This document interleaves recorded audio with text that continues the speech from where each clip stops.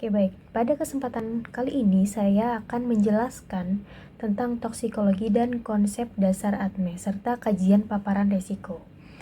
Mungkin saya akan menjelaskan bagaimana zat beracun itu dapat masuk ke tubuh, kemudian bagaimana tubuh memprosesnya, serta bagaimana kita menilai risiko dari paparan tersebut. Apa itu toksikologi? Jadi toksikologi itu merupakan ilmu yang mempelajari efek zat kimia beracun terhadap makhluk hidup, termasuk manusia, hewan, dan tumbuhan. Jadi ilmu ini fokus pada bagaimana dosis suatu zat itu dapat mempengaruhi tubuh kita.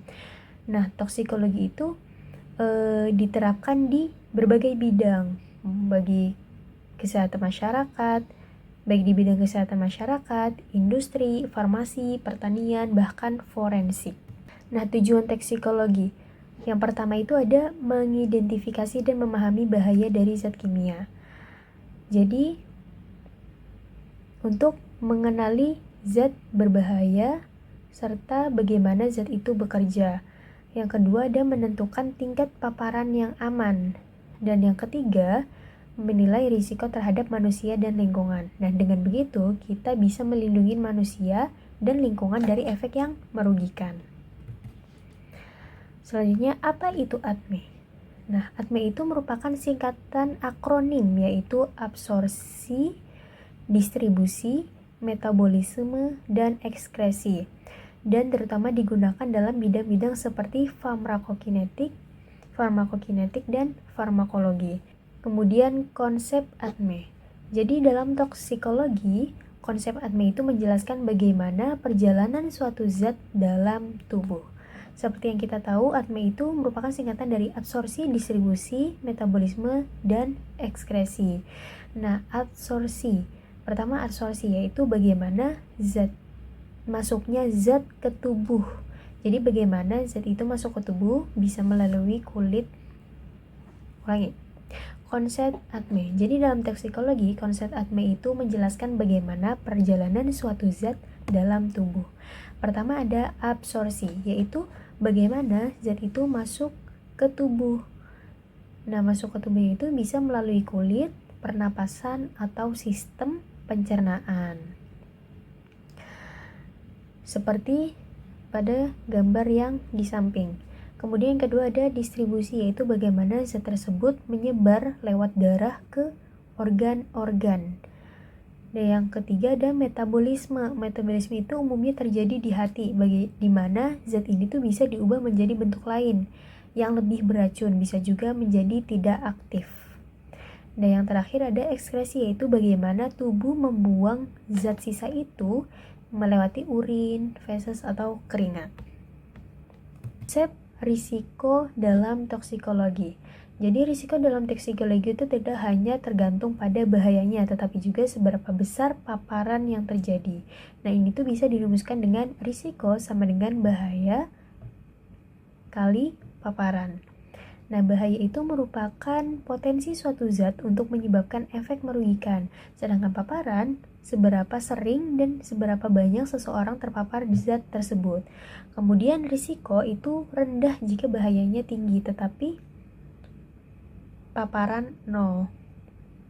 Jadi sebagai contoh, cyanida itu kan sangat berbahaya, tetapi jika tidak terkena paparan, maka risikonya 0. Sebaliknya, zat yang kurang beracun bisa berisiko tinggi jika paparan terjadi terus-menerus dalam jumlah besar.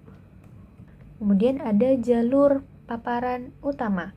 Ada 3 jalur paparan utama zat toksik bisa masuk ke dalam tubuh manusia. Yang pertama ada inhalasi, yaitu melalui pernapasan.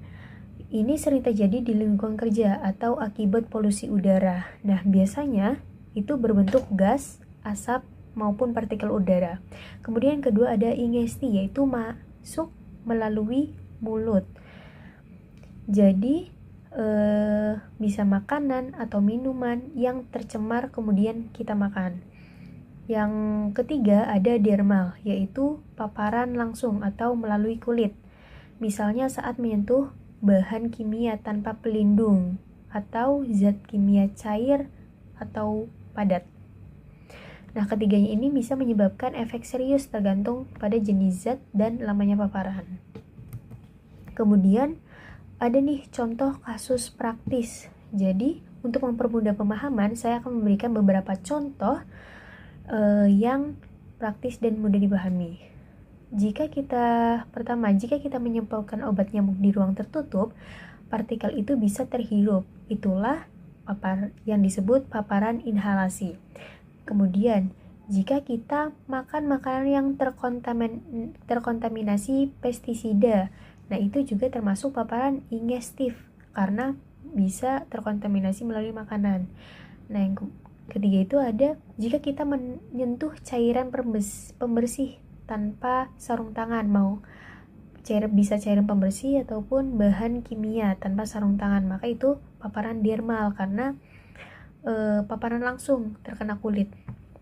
Oke, selanjutnya itu kesimpulan.